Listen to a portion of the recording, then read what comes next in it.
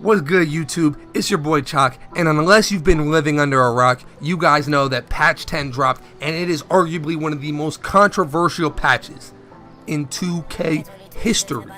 So look, in today's video, I'm going to be giving you guys the best way to play now with this new official patch, best signature styles, jump shots, and giving you guys a little bit of insight on how you can still be an effective scorer in NBA 2K20 without the only effective move. So look, without further ado, let's get right into this action. If you enjoy any part of this video, do me a huge favor and drop a like. It helps me out a ton. And if you're new, sub to the channel. Let's get into this action, man.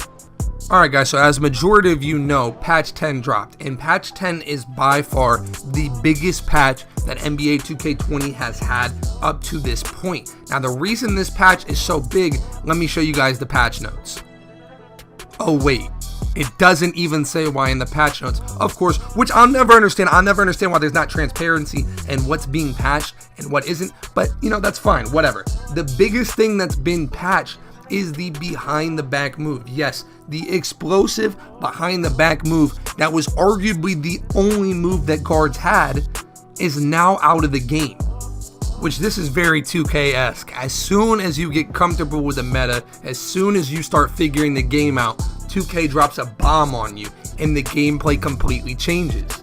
But look, have no fear, Big Choc is here. I'm going to give you guys the best signature styles, jump shot, play style, all that, so you guys can still be successful on patch 10 without the explosive behind the back. But before I get into the best play styles and all that good stuff, I want to tell you guys why I feel like this patch is actually bad for NBA 2K20. Now look, I'm no fool. I agree that something needed to be changed with the behind the back. But it was not the behind the back itself. Guys, the move itself was not that OP.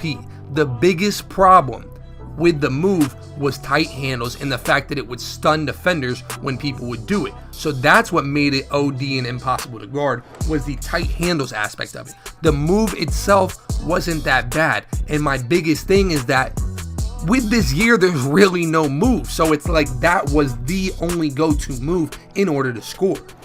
Every 2K has its quote-unquote cheese move, alright? And if you guys remember, this dates back to any 2K you can really think of. In 2K15, it was crossover spamming, so on and so forth. So without this behind the back, there's virtually no main way to score the ball.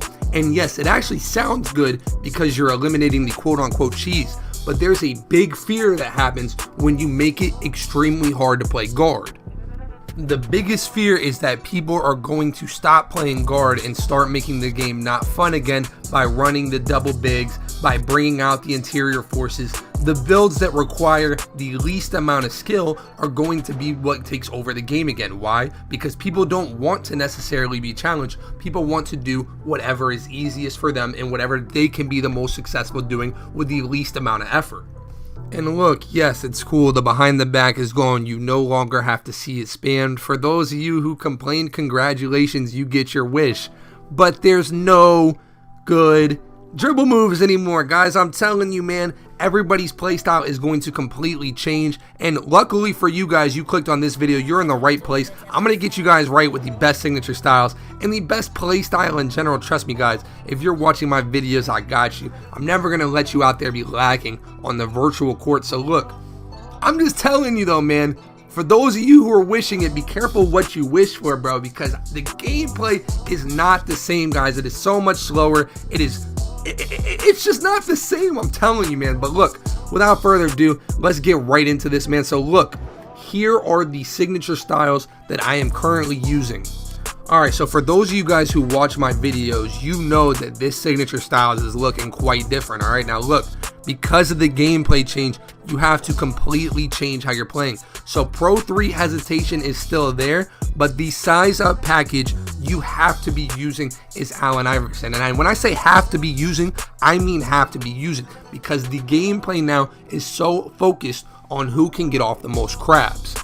And I'm telling you guys, for those of you who complained about the behind the back, you're going to absolutely love watching people Allen Iverson size up you until they glitch in front of you. For whatever reason, the Allen Iverson size up allows people to glitch in front of their defender and essentially puts them in a crab motion so they can get the 3-ball. If I'm telling you guys, if it's not one thing, it's always going to be another, all right? People are always going to find exploits and the best way to play the game. So trust me, just because the behind the back is gone doesn't mean that there's not going to be a little cheesy way to play.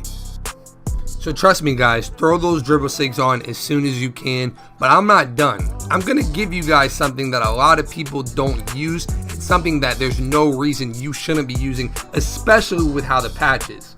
So as you guys know, if you watched my Luka Doncic build video, you saw I was in the post a lot. What a lot of you guys don't realize is that you have higher post attributes than you think. So as you guys can see right here, this is my floor spacing slasher build, the slashing sharp build.